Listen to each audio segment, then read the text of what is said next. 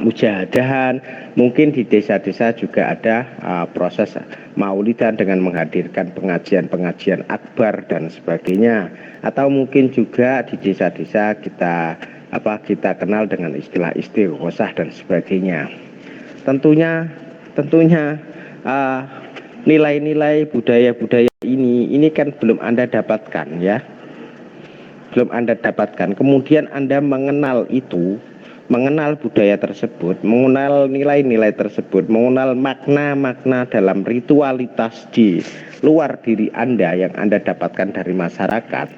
Kemudian dari nilai-nilai itu disosialisasikan sehingga Anda mengenal itu. Inilah yang disebut sebagai proses eksternalisasi. Kemudian ketika Anda sudah mendapatkan proses itu, maka terjadilah diskusi dalam diri Anda.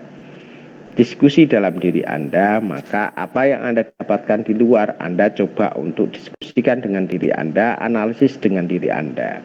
Maka dalam tahapan analisis ini tergantung pada bagaimana sikap religiusitas seseorang, bagaimana motivasi seseorang, bagaimana kepentingan seseorang, bagaimana perspektif seseorang. Nah, ketika berhubungan dengan perspektif, maka dalam konteks perspektif banyak sekali faktor-faktor yang membedakan antara perspektif satu dengan yang lain. Bisa saja bahwa perspektif yang timbul ini muncul karena satu, pengalaman yang berbeda-beda. Yang kedua adalah basic pengetahuan yang didapatkan berbeda-beda, tinggi atau rendah, SMA, S1, S2 dan S3 dan sebagainya. Atau juga didasarkan pada bagaimana pola hubungan individu tersebut dengan banyak jaringan yang ada, maka akan menciptakan perspektif yang berbeda. Nah, dari proses diskusi ini, ketika Anda sudah mendapatkan nilai dari luar, terus Anda diskusikan menurut diri Anda sesuai dengan kepentingan Anda tadi, seperti yang saya sebutkan tadi, inilah yang disebut sebagai proses subjektifikasi. Ya, ini disebut sebagai proses subjektifikasi atau bagi saya kenal dengan istilah perenungan diri. Maka dalam konteks agama, misalkan ada sebuah tulisan dari seorang akademisi di Jepang yang menganggap bahwa dengan istilah mass media ya, culture media atau budaya populer. Ini saya coba off the record, saya coba untuk melangkah ke beberapa perspektif ya yang mungkin sudah saya baca. Kemungkinan saya membaca duluan daripada Anda, jadi saya lebih memahami, lebih tahu tentang konteks ini. Ya, misalkan gini, ini tadi saya menjelaskan baru subjektifikasi. Misalkan seperti ini. Dalam konteks agama ada tulisan seorang akademisi dari Jepang, saya lupa namanya pada saat itu, saya pernah membaca dengan sudut pandang dia mempelajari tentang objek budaya populer. Dengan budaya populer. Budaya populer itu banyak sekali. Nah, kebanyakan bahwa munculnya budaya populer, lahirnya budaya populer itu berasal dari terpaan media massa. Dalam konteks teori 3M, konteks teori 3M media massa, bahwa media massa ini mampu menciptakan budaya massa. Budaya massa itu seperti apa? Adalah budaya yang muncul akibat terpaan media massa. Salah satunya apa? Misalkan salah satu contohnya adalah Korean pop dan sebagainya. Ya, istilah-istilah sarangeo, arajo dan sebagainya gitulah. Jadi misalkan gini, saya kasih contoh aja lah. Misalkan budaya massa ini berhubungan dengan budaya massa ya. Ini berhubungan dengan perspektif saja. Misalkan dulu definisi maco untuk orang laki-laki itu adalah tubuhnya besar, kekar, berotot dan sebagainya, terus dengan wajah yang sangat sangat keren dan sebagainya. Akan tetapi karena drakor yang begitu masif, definisi maco itu menjadi ada pergeseran. Mendefinisikan orang maco ya kayak Lee Min Ho, atau mendefinisikan orang maco itu ya kayak siapa lagi artis Korea dan sebagainya itu. Nah, dalam konteks ini kan terjadi peralihan definisi maco. Nah, inilah yang disebut sebagai sebuah mas budaya yang disebabkan oleh terpaan media massa. Dalam konteks hubungan dengan agama, budaya populer itu juga muncul. Salah satunya adalah bagaimana realitas keagamaan itu ditampilkan dalam kehidupan bermasyarakat. Ada bentuk-bentuk pengajian yang memang karena terpaan media massa. Ya, karena terpaan media massa, pengajian tidak hanya dilakukan di masjid, di rumah orang, dilakukan di pondok pesantren, akan tetapi pengajian juga bisa dilakukan di media massa. Orang atau di mal-mal. Orang menghadiri mal itu bukan karena dia ingin belajar agama, akan tetapi karena ada proses eksistensi. Maka banyak sekali ibu-ibu komunitas ibu-ibu itu loh yang pakai jilbab dan sebagainya itu ikut bergabung dalam pengajian mal. Ya, ini tadi yang saya sebutin yang dianalisis oleh salah satu akademisi dari Jepang yang menganalisis tentang budaya ini. Maka muncullah istilah hedonisme spiritual. Artinya apa? Bahwa ketika mereka ikut terlibat dalam dalam kegiatan ritualitas atau spiritualitas, ternyata ini ada unsur hedonisme. Hedonisme seperti apa? Pamer, beli barang yang bagus dan sebagainya ternyata. Nah, di dalam konteks ini bahwa terjadi ada juga definisi yang menjelaskan atau konsep yang ditawarkan pada saat itu dengan konsep kesalahan instan. Jadi dalam konteks tadi berhubungan dengan agama, sebuah perenungan tadi ya. Dalam sebuah proses mempelajari agama itu butuh sebuah proses. Yang pertama adalah belajar tentang ajaran-ajaran agama. Habis belajar ada sebuah proses perenungan yang membutuhkan banyak waktu sehingga menjadi sebuah tindakan. Lah, pada konteks perenungan ini definisi tentang kesalahan instan ternyata tidak mencapai pada proses sebuah perenungan dan sebagainya, sehingga tampilan kata definisi tentang ustadz, definisi tentang orang soleh, definisi tentang orang yang mengerti agama ini hanya diperkenalkan dengan bagaimana atribusi yang dipakai oleh tokoh-tokoh tersebut, sehingga mendefinisikan bahwa ternyata dia didapat julukan ustadz karena sering manggung di media ceramah, padahal dalam tataran pemahaman agama mereka belum melakukan sebuah perenungan agama yang lebih atau pembelajaran agama yang lebih konvensional. Ini yang saya jelasin ini adalah dalam taraf subjektifikasi ya, subjektifikasi. Ya, kemudian dari proses perenungan tersebut akhirnya individu akan membuat sebuah penilaian. Dari penilaian akan membuat sebuah penyikapan. Nah, penilaian baik dan tidak, penilaian bahwa ini dilanjutkan atau tidak, bagaimana respon terhadap nilai-nilai yang didapatkan di luar dirinya tadi, dan akan menghasilkan sebuah perilaku yang berbeda-beda. Inilah yang disebut sebagai internalisasi. Ini yang disebut sebagai proses internalisasi. Jadi dalam konteks internalisasi ini, implementasi tindakan berupa penyikapan yang berujung pada sebuah penilaian yang berhubung pada sebuah penyikapan. Ini setiap individu akan berbeda-beda. Perbedaan tadi, tindakan tersebut ini dilandaskan pada bagaimana proses subjektifikasi yang berlangsung dalam diri individu tersebut untuk merespon stimulus yang ada di luar dirinya tadi. Ini Mbak Dinda penjelasan tentang objektifikasi, subjektifikasi, dan internalisasi. Bisa dipahami Mbak Dinda atau yang lain? Halo? Baik, Yes. bisa nggak Pak? Oke. Selanjutnya di pemaparan Anda semua dan di pemaparan Anda tadi yang saya dengar dari makalah dan dari presentasi yang saya dengarkan tadi, saya belum menemukan big picture.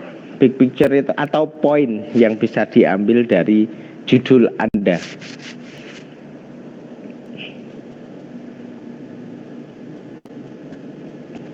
Saya belum menemukan itu. Oh, Kak, saya tanya kepada Mbak Aulia. Sebenarnya substansi dari makalah Anda apa, Mbak Aulia?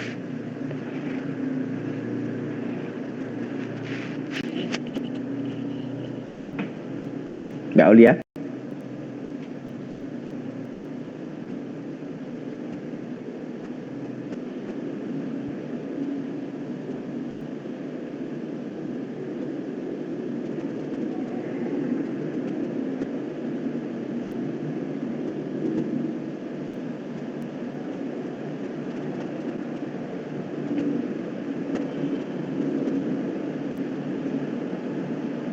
Judulnya Studi Islam sebagai Kerangka Pengetahuan dan Kerangka Kemasyarakatan.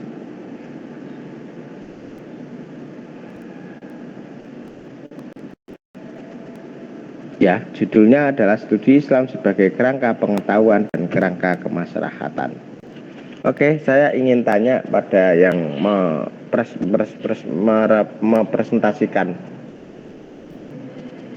hari ini urgensi dari judul tersebut dengan beberapa proses yang sudah Anda lakukan. Kira-kira apa yang Anda temukan dalam penugasan ini? Silakan Mbak Alia, Mbak Amalia, Mbak Adiba, sama Mbak Mas apa tadi, Raihan.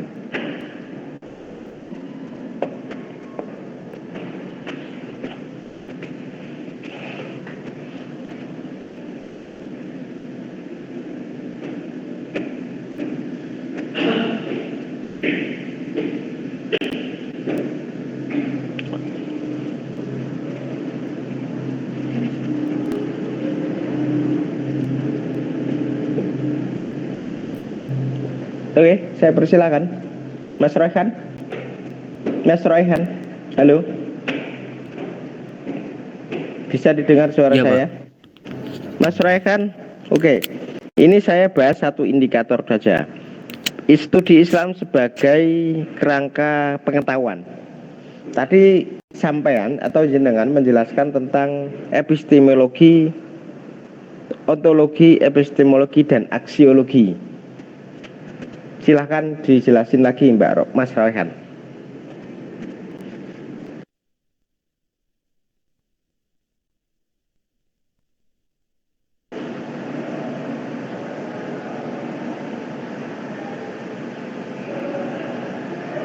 Oke Mas Raihan, saya tunggu.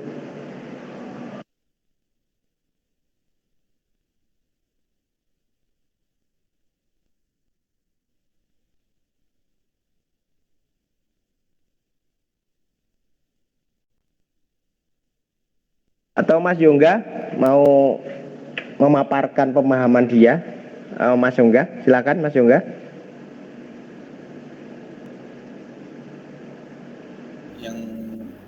Atau gini atas Mas Yoga, kamu sudah baca dulu belum makalah teman-teman? Ini sudah dibuka, Pak. Dan dibaca dikit-dikit, Pak. Oke, tadi sudah dengerin presentasi teman-teman nggak? Iya, Pak. Oke, kira-kira dari presentasi tersebut apa yang sudah kamu tangkap?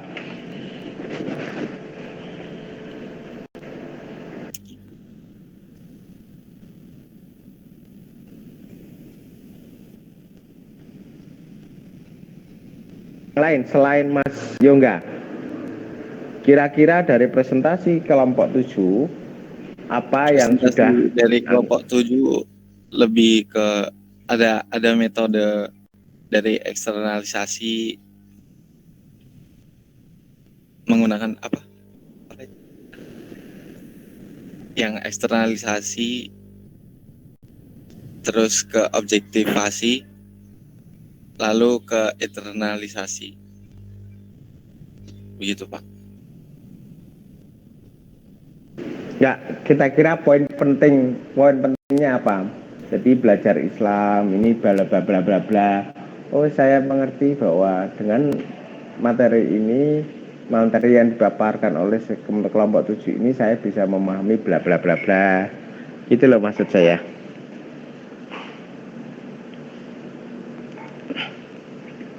Atau pointer.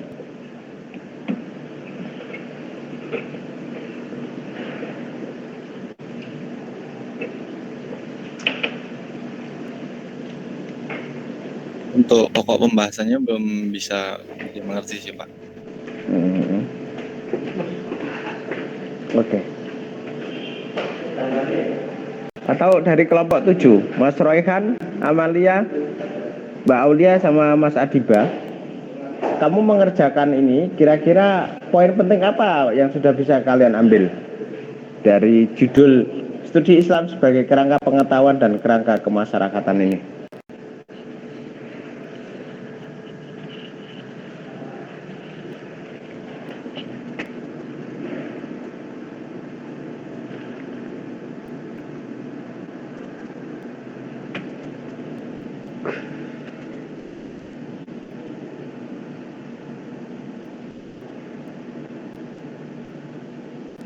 Yang kami tangkap itu kita sebagai umat muslim sangat penting memahami tentang studi Islam untuk pengetahuan dan dalam kita bermasyarakat kepada atau bersosialisasi dengan masyarakat di sekitar kita. Begitu Pak. Oke, silakan yang lain selain Mbak Aulia. Mas Royhan, apa Mas Royhan yang bisa kamu ambil poin penting dari tugas Anda yang berjudul Studi Islam sebagai Kerangka Pengetahuan dan Kerangka Kemasyarakatan?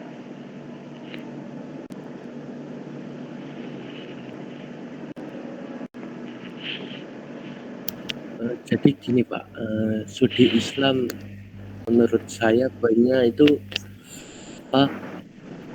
wajib dipelajari untuk keperluan kemasyarakatan. Jadi ya kayak opininya Mbak Aulia tadi, seperti itu Pak. Oke, itu dari Mas Royhan. Mbak Amalia? Ya, menurut saya setelah saya membahas tentang studi Islam sebagai kerangka pengetahuan dan kemasyarakatan, studi Islam ini bisa kita implementasikan atau penerapan dalam kehidupan sehari-hari maupun bermasyarakat. Seperti itu.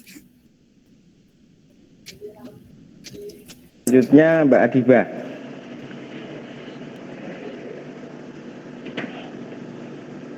Jadi studi Islam itu bertumpu pada wahyu, pada Al-Quran dan hadis untuk jadi pedoman kelangsungan hidup masyarakat gitu Pak. Kalian ngerjain itu sudah baca latar belakang yang Anda buat nggak?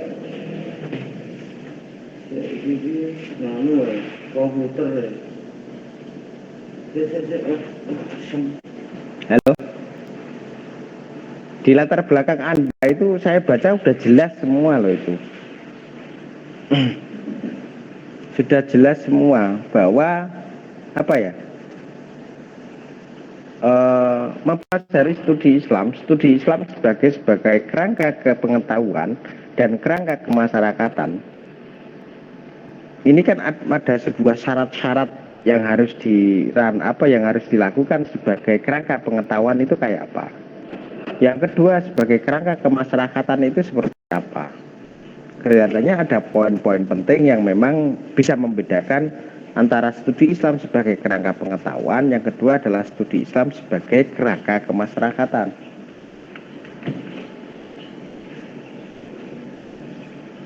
Atau Mbak Dinda bisa bantu? Atau yang lain? Di sini banyak sekali, ada 30 lebih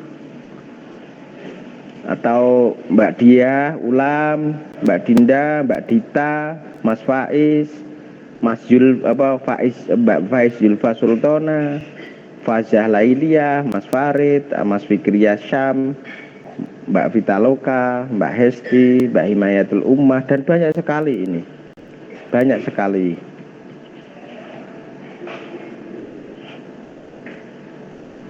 Silakan Mbak Dinda atau Mbak siapa? Julfa.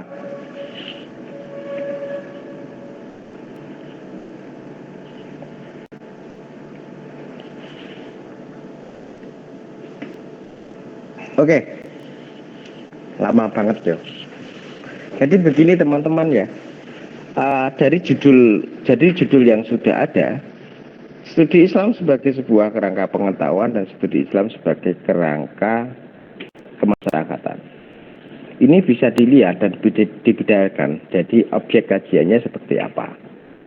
Ada syarat-syarat yang harus dilalui bahwa studi Islam sebagai sebuah kerangka pengetahuan yang pertama adalah didasarkan pada bagaimana objek studinya itu. Sudah dijelasin dengan deskripsi Mbak Amelia tadi bahwa Prof. Amin Abdullah mengkategorikan sebagai studi Islam menjadi dua. Yang pertama adalah historis dan normatif. Tentunya dalam konteks itu ada perbedaan bahwa yang pertama adalah objek kajian dalam mempelajari Islam itu bisa dilihat dari bagaimana pendekatan yang dilakukan. Pendekatan yang dilakukan ini bisa berupa tentang pendekatan tentang fiqhiyah, syariah dan sebagainya. Yang kedua adalah ketika studi Islam dianggap sebagai objek kajian, maka dalam membedah objek kajian tersebut melibatkan perspektif pengetahuan yang lain. Yang pertama bisa saja ngomong tentang sejarah, historis, sosiologis dan antropologis. Seperti itu. Ini dalam ranah pengetahuan. Tentunya dalam ranah pengetahuan harus ada 3 faktor yang harus kita cari sebagai landasan bahwa studi Islam dianggap sebagai basic keilmuan. Yang pertama adalah secara filsafat, bagaimana ontologis sebuah pengetahuan itu. Studi Islam ontologisnya sudah jelas. Yang kedua, seperti yang dipaparkan oleh Mas Raihan tadi ya. Yang kedua, ada syarat. Yang pertama, bagaimana epistemologisnya. Epistemologis itu adalah metode mencari sebuah kebenaran. Kebenaran itu seperti apa? Bagaimana caranya? Prosesnya seperti apa? Itu epistemologis. Baru ngomong tentang aksiologis. Aksiologis itu kebermanfaatan itu untuk dipelajari itu untuk apa gitu. Dalam tataran sebagai kerangka pengetahuan maka mensyaratkan ada beberapa syarat. Yang pertama adalah rasional empiris. Itu tadi loh. Rasional empiris dan bisa dibuktikan secara ilmiah. Itu tadi Mas Royhan bilang seperti itu. Ini poin besar bahwa studi Islam dianggap sebagai kerangka pengetahuan. Yang kedua, bahwa studi Islam dianggap sebagai kerangka kemasyarakatan. Ini apa ya? Ini melihat bahwa objek studi ini tidak hanya melulu tentang ajaran-ajaran yang bersifat normatif, akan tetapi bagaimana perilaku individu dalam menginternalisasikan Islam di masyarakat. Maka dalam proses internalisasi ini akan menghadirkan perbedaan tentang pemahaman ajaran Islam. Lah, apa ini? Komputer. Oh, yang untuk itu lab kemarin. Dikasih lagi enggak untuk prodi? Mau jatah nih. Jaluk nih 2,20. Ya besok apa? Siap. KKL masuk. Oke. Nggih. Tadi dari internalisasi terhadap ajaran agama, khususnya Islam, maka setiap individu atau masyarakat atau kelompok-kelompok itu selalu berbeda-beda. Itu selalu berbeda-beda. Lah, perbedaan perilaku yang didasarkan pada internalisasi ajaran agama, inilah yang menjadi objek kajian dalam studi Islam yang dianggap sebagai kerangka kemasyarakatan. Ya. tentunya dalam melakukan studi Islam dengan dianggap sebagai kerangka dalam kehidupan kemasyarakatan harus melalui 3 tahapan tersebut. Yang pertama adalah rasional, empiris, dan bisa dibuktikan secara ilmiah. Maka ada kelanjutan pada korelasi atau ada hubungan antara studi Islam yang dianggap sebagai kerangka pengetahuan, yang kedua adalah studi Islam dianggap sebagai kerangka kemasyarakatan. Bagaimana Islam itu diinternalisasikan sehingga menciptakan sebuah budaya dalam masyarakat. Ini sebagian dari objek kajian dari studi Islam yang bersanding dengan kemasyarakatan. Bagaimana perilaku-perilaku religius, perilaku-perilaku ritualisasi yang berbeda-beda ini dipelajari dengan perspektif sosiologis maupun perspektif antropologis. Ini mampu menghadirkan sebuah pengetahuan baru. Oh, ternyata perbedaan-perbedaan tersebut bisa dilihat dari bagaimana perbedaan itu muncul, sebab akibat, dan bagaimana internalisasinya, proses konstruksinya tadi loh. Proses konstruksinya itu juga dipelajari dari perspektif sosiologis. Nah, ini yang disebut sebagai studi Islam sebagai kerangka kemasyarakatan.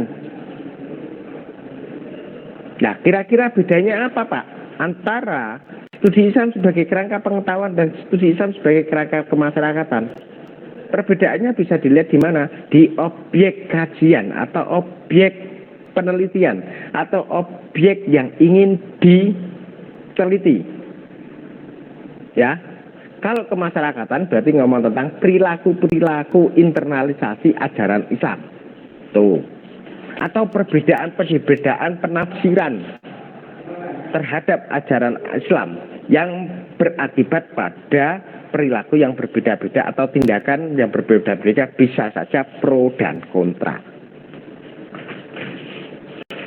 Ini yang menjadi substansi atau poin dari materi hari ini. Materi yang berjudul studi Islam sebagai kerangka pengetahuan dan sebagai kerangka kemasyarakatan. Oke, teman-teman, bisa dipahami? Bisa, Pak. Bisa ya? Saya menjelaskan sederhana banget, semoga bisa. Saya tidak menggunakan istilah-istilah ilmiah atau menggunakan ya sedikit saja tadi cuma menghadirkan tokoh Jepang yang meneliti tentang bagaimana sih ritualitas di dunia modern sekarang yang memang banyak sekali dipengaruhi oleh keberadaan media massa, apalagi sekarang masuk di industri 4.0, banyak sekali perilaku keagamaan yang berbeda-beda dan banyak sekali pro dan kontra wacana yang ada di media atau dengan berbagai macam platform media. Misalkan kalian lihat di YouTube itu banyak sekali. Dan ini Anda bisa cermati dengan menggunakan perspektif ini bahwa objek kalau wacananya berhubungan dengan Islam, maka itulah objek studi Islam. Karena Anda adalah orang-orang komunikasi yang nanti diharapkan Anda mampu membuat sebuah penelitian terhadap keberadaan studi Islam ini yang dilihat dari perspektif komunikasi. Maka untuk melakukan itu ya tadi kamu dua paradigma pertama adalah bisa saja menganalisis tentang objek kajian yang bersifat normatif ataupun objek kajian yang bersifat kemasyarakatan atau realitas kekinian. Begitu teman-teman, semoga materi hari ini mendapatkan berkah dan menjadi poin besar buat Anda untuk melangkah ke depannya. Kira-kira nanti di semester akhir saya mau meneliti tentang apa yang berhubungan antara studi Islam dan perspektif komunikasi. Bisa dipahami ya? Bisa, Pak. Oke, kalau begitu kita akhiri pertemuan hari ini dengan bacaan hamdalah bersama-sama.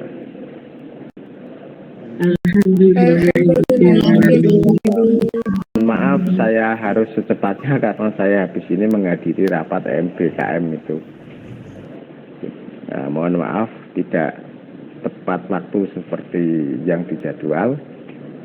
Ya, mohon maaf juga jika ada salah kata. Terakhir dari saya, wassalamualaikum warahmatullahi wabarakatuh. Waalaikumsalam warahmatullahi wabarakatuh. Terima kasih Bapak. Terima kasih Pak. Terima kasih Pak.